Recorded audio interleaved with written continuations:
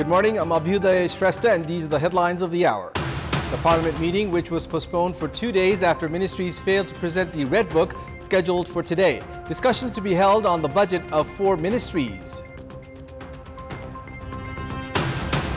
Kathmandu Metropolis directs community schools to vacate shutters rented out by them within 7 days. The Metropolis says it will provide necessary expenses if needed.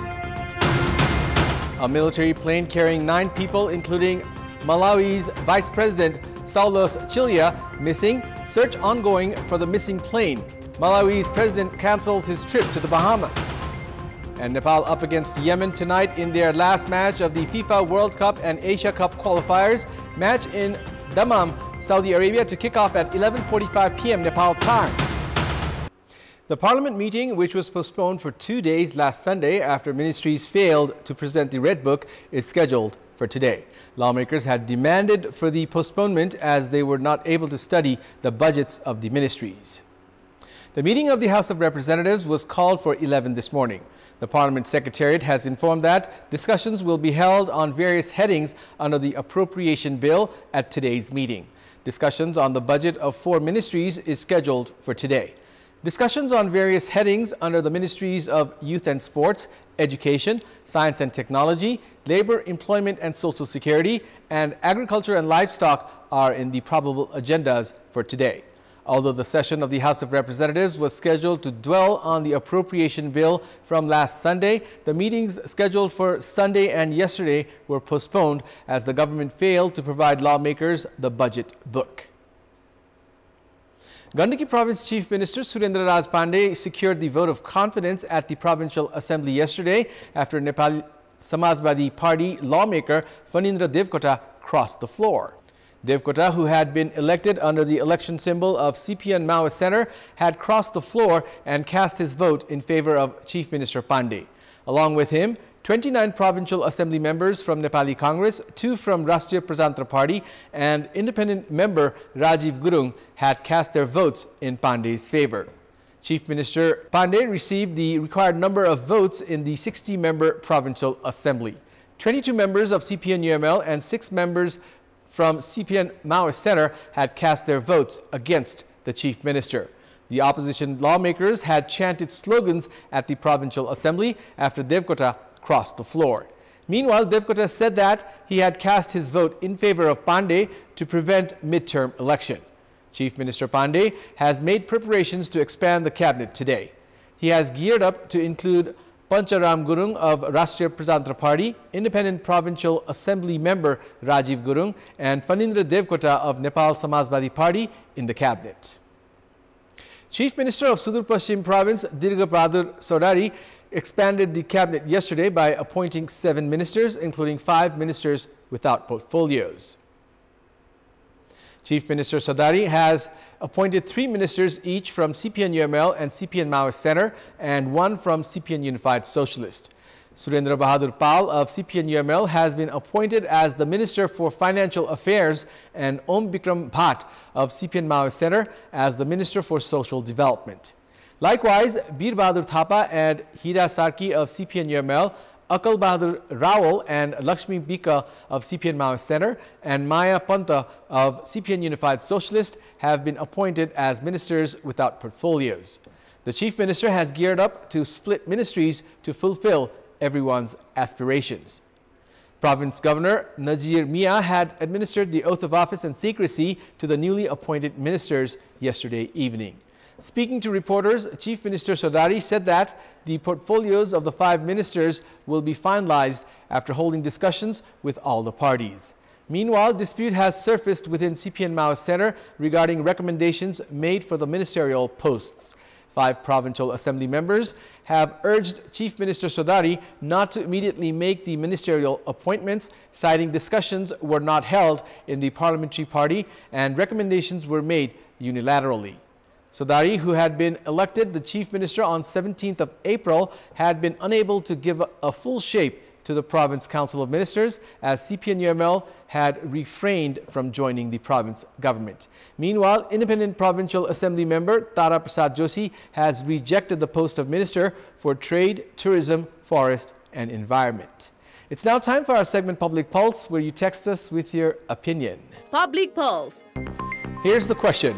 What's your say on political leaderships that blame federalism and the electoral system but fail to improve themselves? Your options are A. Improve on working ways, B. Implement the Constitution, and C. Not carrying out works, blaming the system. The voting is on. Type NEWS, select your option A, B, or C, and send it to 34001 to share your opinion with us. The first General Convention of the Upendra Yadav-led Janata Samajwadi Party, Nepal, is ongoing in Janakpur Dham today. The General Convention was inaugurated at Tira Hutia Gachi in Janakpur Dham yesterday. More than 1,300 party representatives are participating in the General Convention. The party's documents were presented at the closed session yesterday evening. The election for the appointment of a new leadership has been scheduled for tomorrow. The General Convention will elect a 201-member new Central Committee of the party. This is the first General Convention of the Upendra Yadav-led Janata Samajwadi Party Nepal since its establishment. Yadav, who has been leading the party since its establishment, has geared up to assume the chairperson post yet again. Discussions will be held today on organizational, political, and economic reports. Candidates will have to file their candidacies today for tomorrow's election. The withdrawal of candidacies will also have to be made today. Kathmandu Metropolis has warned of taking action against community schools if they do not vacate the shutters they have been renting out within 7 days. Kathmandu Metropolis directed community schools, including Ratnaraje Secondary School in the capital's Baneshwar, to vacate the shutters they had been renting out. The Metropolis has informed that action will be taken against the community schools if they do not vacate the shutters that have been used for business purposes. According to the Kathmandu Metropolis, 37 community schools within the Metropolis area have been renting out shutters. The Metropolis said that the shutters should be used for educational purposes. The Kathmandu Metropolis has made it clear that if the community schools face financial problems by not being able to rent out the shutters, it would provide necessary budget for the smooth operation of the community schools. All 7 provincial governments have been making preparations to introduce the budget for the upcoming fiscal year on 15th of June this Saturday, as per the provision of the Intergovernmental Financial Management Act. The policies and programs are made public before introducing the budget. However, Bagmati, Lumbini, Sudur Pashchim, Koshi and Karnali provinces have not made public their policies and programs. In the meantime, the scenario of development budget spending in provinces is appalling, similar to the center. Provinces that have made public their policies and programs for the upcoming fiscal year have prioritized agriculture, tourism, employment opportunity, youth self-employment, fiscal infrastructure, province pride projects, and market for products, among others. The province governments say that preparations for the budget are in the final phase. However, the situation of the development budget of the ongoing fiscal year has remained dismal. None of the provinces have been able to meet 50% of the capital expenditure.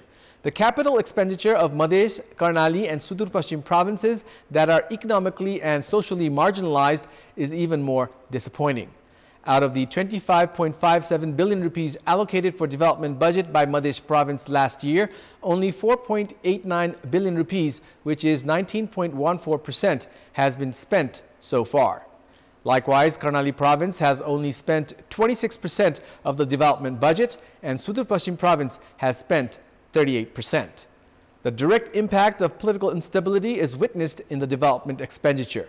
Koshi province is a representative case. The development expenditure, which was 45% last fiscal year, has remained 36% this year.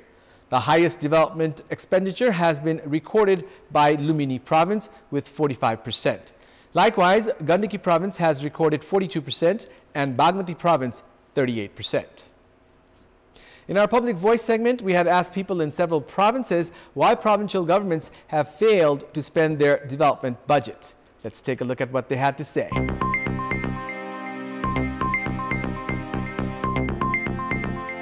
प्रदेश सरकारले स्थानीय सरकार र संघीय सरकारलाई जोड्न सकेको छैन, समन्वय छैन, जसले गर्दा चाहिँ प्रदेश सरकारले छुट्याएका विकासका बजेटहरू समयमा खर्च हुन सकेको छैन। बजेट कसरी खर्च हुन्छ त? उहाँहरू विकासमा भन्दा पनि कुर्ची तानमा व्यस्त हुनुहुन्छ। कार्यान्वयन फेदल्लो भएर बजेट खर्च गर्न सकेन। बजेट कार्यान्वयन गर्ने निकाय नै जिम्मेवार छैनन्, त्यसकारणले सही समयमा विकास बजेट कार्यान्वयन गर्न सक्दैन। स्थानीय सरकारको जुन प्राथमिकतामा राखेका योजनाहरूसँग तादात्म्य नमिल्दाखेरिको अवस्थामा चाहिँ यो समस्या आएको देखिन्छ। पार्टीकै पिछिमा आफ्नो मान्छे बनाउनु भन्ने धारणाको कारणले सभासदहरूको चाहिँ होडबाजी जस्तो लाग्छ मलाई चाहिँ। अब आफ्नो ठाउँमा विकास लानुपर्ने अलिक बढी। योजना छनौट प्रक्रियामा राजनीतिक दलहरू बीचको आपसी समन्वय र सहकार्यको अभाव, भागबण्डा नमिल्नु पनि यो प्रमुख भूमिका हो। अस्थिर सरकार छ, त्यो टाइममा चाहिँ 5 वर्षमा धेरै पटक यो चाहिँ चेन्ज भइरहेको छ। Budget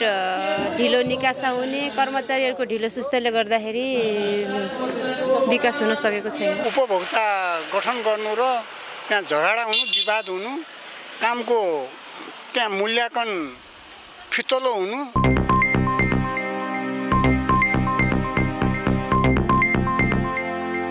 It's time now for the international updates.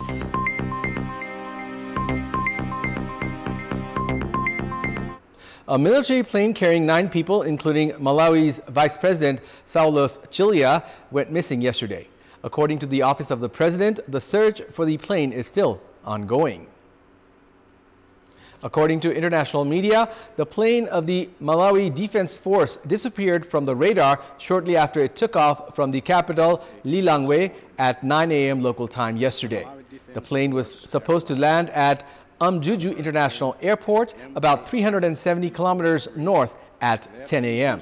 However, the plane disappeared midway after officials of the Aviation Authority said that the military plane carrying the vice president went off the radar.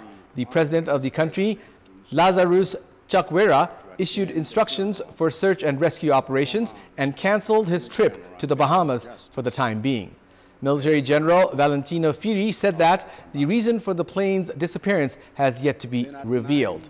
Likewise, Malawi's Information Minister, Mases Kunkoyu, said that the search for the plane is continuing. Malawi is located in Southeast Africa. Saulos Chilia has been the vice president since 2014. He is also a possible candidate for the next president. The United Nations Security Council yesterday adopted a resolution aimed at reaching a comprehensive ceasefire deal in 3 phases to end the war in Gaza. Adopted by a large majority with 14 votes in favor and Russia abstaining, Resolution 2735 also urges both parties to the conflict to fully implement the terms of the proposal without delay and without condition. According to the resolution, the first phase concerns a hostage prisoner swap as well as a short-term ceasefire. The second phase includes a permanent end to hostilities as well as a full withdrawal of Israeli forces from Gaza, according to a text of the U.S. draft resolution. The third phase focuses on the enclave's long-term outlook, and it would start a multi-year reconstruction plan for Gaza. The United Nations Security Council also underlined the proposal's provision that if negotiations take longer than 6 weeks for Phase 1, the ceasefire will continue as long as negotiations continue. Yesterday's resolution comes weeks after U.S. President Joe Biden said the Israelis had agreed to the plan. But Israeli Prime Minister Benjamin Netanyahu has not yet endorsed the U.S. proposal. Hamas announced later that it welcomes the resolution, expressing in a statement its readiness to cooperate with the mediators to engage in indirect negotiations to implement resolution principles.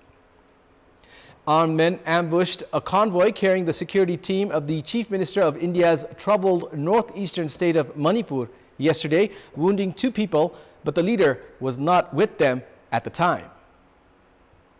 Chief Minister N. Biren Singh was due to visit the state's Jiribam region today after violence flared there following the discovery of the body of a 59-year-old Meitei man last week. Officials said that the security team attacked yesterday was going to make arrangements and checks for his visit. Attackers opened fire on one of the vehicles in the convoy, leading to a firefight. Similarly, police said that the houses in the region, 2 police outposts, and a forest department office were torched by unknown people following the death of the Meitei man.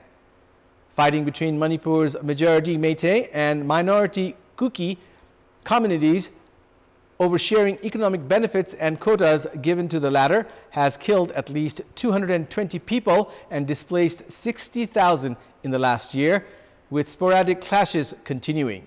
Indian Prime Minister Narendra Modi's Bharatiya Janata Party-led alliance lost both seats in Manipur to the main opposition Congress in recent national elections, the first polls since violence began in the state.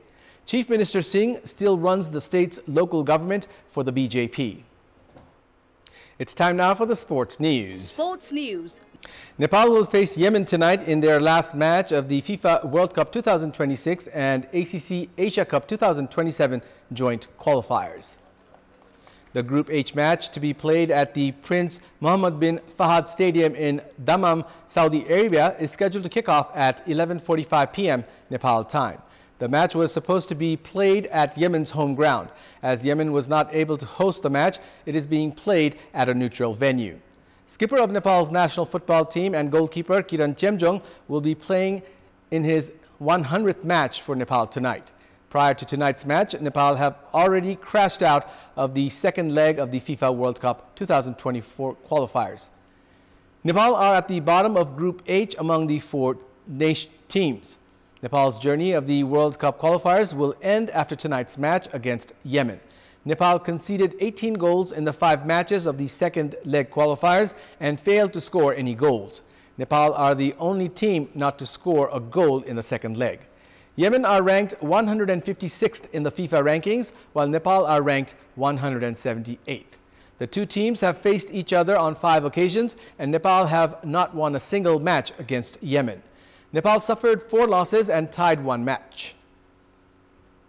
That's all for the moment. Thank you for watching. Have a good day.